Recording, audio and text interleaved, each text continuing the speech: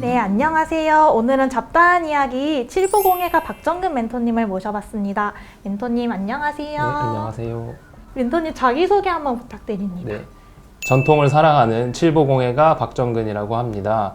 칠보공예에 대해서 좀 생소하실 텐데요. 오늘 인터뷰를 통해서 저의 직업을 잘 소개해 보도록 하겠습니다. 네, 영상을 보고 계신 학생들도 칠보공예란 무엇인지 그리고 칠보공예가란 무엇인지에 대해서 많이 궁금해할 것 같아요. 혹시 멘토님께서 칠보공예에 대해서 소개해 주실 수 있으신가요? 칠보공예는 금속 위에 유리질의 유약을 올려서 색을 입히는 공예라고 생각하시면 돼요. 그래서 다른 공예들에 비해서 색을 좀 적극적으로 다루는 공예라고 할 수 있습니다. 7가지 보배로운 것이라고 해서 칠보라고 불리었다고 하고요. 삼국시대 때쯤부터 우리나라에 알려졌다고 해요. 그래서 여성들의 장신구, 놀이개나 비녀 같은 데 쓰였고 또 가구들 같은 데서 보여졌거든요. 그래서 주로 상류층들이 썼던 공예라고 합니다. 근데 요즘에는 좀 공예가 대중화되기도 했고 만드는 것도 좀 수월해지기도 했고 그래서 좀 대중화 시키려고 현대 공예품으로 만들어지고 있습니다. 그럼 멘토님께서 이 칠보공예라는 직업에 대해서 선택하셨던 계기가 있었을 것 같아요. 혹시 네. 그걸 한번 소개해 주실 수 있으신가요? 네. 사실 저희 할머니께서 칠보공예를 하셨던 예술가셨고 또 저희 부모님도 칠보공예를 하셨어요. 너무 익숙해서 이거를 해야겠다라는 생각은 안 하고 있었거든요. 그래서 미술을 전공하거나 공예를 전공하진 않았고 사실은 심리학을 전공했습니다. 어릴 때부터 만드는 걸 되게 좋아했거든요. 그래가지고 로봇 만드는 거 그런 거 막 박스로 막 이만큼씩 쌓아놓고 몇 시간 동안 거기에 집중해서 그거 만들고 막 그랬다고 해요. 그래서 어쨌든 만드는 거를 좋아하니까 학교를 다닐 때 아르바이트를 하느니 공예품을 만들어서 팔아보자. 그래서 칠보공예를 이제 취미로 하게 됐고 이 칠보공예를 하다 보니까 이게 많이 하는 사람도 없고 점점 사라져가고 이게 되게 소중한데 왜들 안 하지? 이런 생각이 되게 많이 들었거든요. 그래서 잘 지켜나가면서 또 많이 발전시켜 나가야겠다라는 생각이 들어서 칠보공예를 직업으로 삼게 되었습니다. 그럼 멘토님께서 생각하는 장인정신이란 무엇일까요? 사실 장인정신이라 그러면 되게 막 먼지 나는 데서 막 수염 기르고 막 땀 흘리면서 일하는 그런 생각이 먼저 드는데 제가 작년에 그 자동차 회사에서 젊은 작가들을 뽑는 공모전이 있었거든요. 거기서 제가 위너로 선정되었는데 그 선정이 되고 또 다른 작가분들을 만나고 또 멘토분들을 만나면서 생각이 좀 많이 변했어요. 나이랑 상관없이 자기가 하는 직업에 그리고 어떤 목표를 가지고 프로의식을 가지고 그걸 계속 이렇게 발전시키기 위해서 노력하는 모습? 그게 장인정신이 아닌가라는 생각이 들더라고요. 그래서 유재석 씨를 방송장인이라고 막 부르잖아요. 유재석 씨에게는 방송이 장인이 될 수 있는 길이고 저한테는 칠보공예가 장인이 될 수 있는 그러한 재료가 아닌가 이렇게 생각이 돼요. 그럼 멘토님을 한마디로 표현하자면 칠보장인이라고 할 수 있겠네요. 사실은 아직은 제 자신이 장인이라고 하기엔 좀 부끄럽고 그렇게 되었으면 하는 마음이 있어요. 네. 멘토님께서는 할머니로부터 영향을 받아서 칠보공예가 됐다고 들었어요. 네네. 3대째 가업을 이어오고 계시는데 혹시 그 비결이 있으신가요? 희소한 공예라서 그런 것 같아요. 이게 하는 사람이 많지 않은 좀 그런 접하기 어려운 공예여서 3대째 이어갈 수 있는 것 같기도 한데요. 우리 생활하는 게 계속 변하잖아요. 그래서 생활하는 거에 맞닿아 있다 보니까 공예도 계속 조금씩 변하거든요. 이 일이 되게 지겹지 않고 계속 새로운 듯한 느낌이 들어서 그래서 계속 할 수 있는 것 같다는 생각이 듭니다.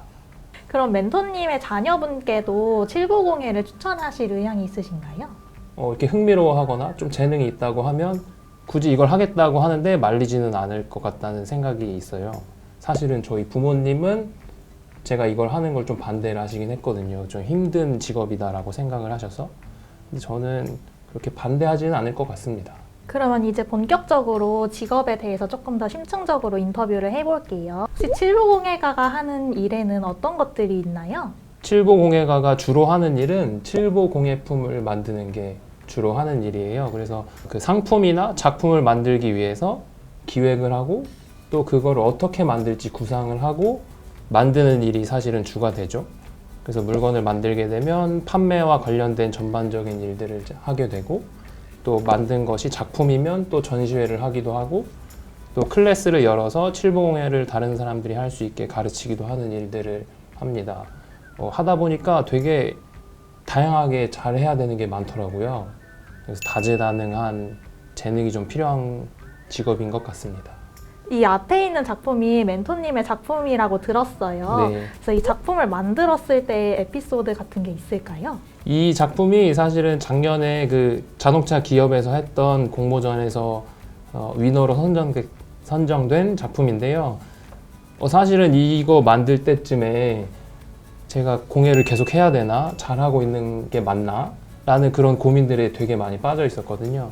그래서 이거를 만들게 돼서 입상을 하고 나니까 사람들에게 좀 인정받는 것 같고, 또 이 작품을 통해서 대중하고도 좀 소통을 하고 또 멘토링도 받게 되고, 뭐 그러다 보니까 내가 잘 가고 있구나, 좋은 결과로 오는구나, 이런 생각이 들어서 직업을 선택한 거에 있어서 그래도 잘한 것 같다라는 생각이 그때 좀 확신이 들고 그랬습니다. 그러면 혹시 칠보공예가에게 필요한 역량이나 자질이 있을까요?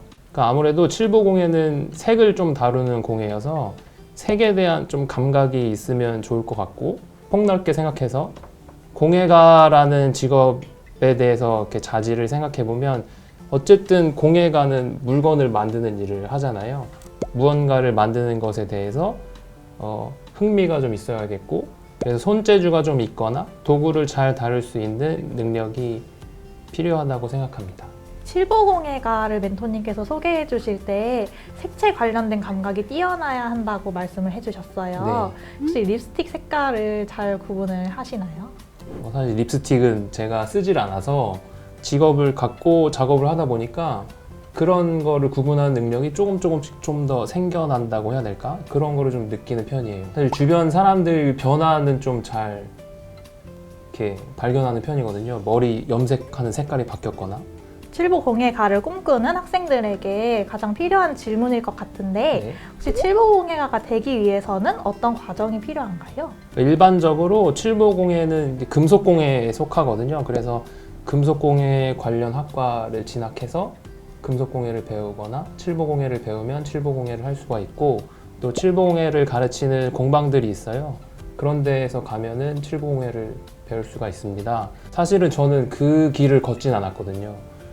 그래서 꼭 그 길을 걸어야 되나? 라는 생각이 좀 많이 들더라고요. 요즘에는 다양한 공예를 가르치는 공방들이 되게 많거든요. 그래서 저 공예가 되게 재밌어 보인다 하는 그러한 공예를 골라서 또 체험도 해보고 또 배워보기도 하고, 그래서 자기 것을 좀 만들어보고 또 그걸 판매도 해보고, 그러다 보면 자연히 이제 공예가가 되는 것 같아요. 그래서 공예를 꼭 대학을 가서 학문으로 접할 필요는 없다고 생각을 하고, 공예를 좀 가볍게 캐주얼하게 이렇게 접한 다음에 관심이 생기고 이렇게 재능이 있다고 생각할 때 좀 더 깊이 있게 자연스럽게 깊어지는, 그래서 직업이 되는 그런 과정이 훨씬 더 자연스러운 직업 선택의 과정이 아닌가, 그런 생각이 드네요. 그러면 멘토님께서 칠보공예가의 업무를 하시면서 느꼈던 칠보공예가만의 장점과 어려웠던 점은 어떤 것이 있을까요? 그 금속이 되게 여러 종류가 있잖아요. 근데 칠보공예는 금하고 은하고 동에만 가능하거든요, 현재로서는. 그래서 이 소재에 대한 제약이 좀 있어요. 그래서 그게 좀 어려움이 있는데, 또 한편으로는 다른 소재, 어떤 소재를 써야 되나라는 고민을 안 해도 되거든요.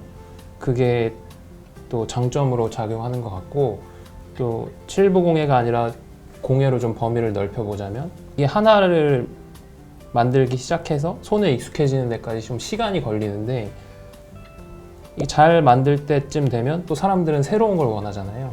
그래서 요거를 이제 익숙해졌다 싶을 때쯤 또 다음 걸 만드는 걸 계속 고민을 해야 되거든요. 그래서 계속 새로운 것을 만들려고 하는 그런 고민이 계속 있는 거, 그게 좀 어려운 점이기도 하고, 또 반대로 생각해 보면 좀 지겨울 법한데 또 계속 새로운 다른 것을 시도해 봐야 하는 그러한 분야라서, 그런 거는 또 장점이 되지 않을까 싶어요. 또 한 가지를 또 더 말씀드리자면, 아무래도 손을 쓰고 몸을 쓰는 직업이기 때문에 좀 몸의 피로도나 육체적인 힘듦이 좀 있을 수가 있는데, 사실은 공예라는 게 손에 익숙해지는 거거든요. 그래서 지금 생각해보면 한 80이 돼도 이걸 하고 있을 것 같거든요, 저는.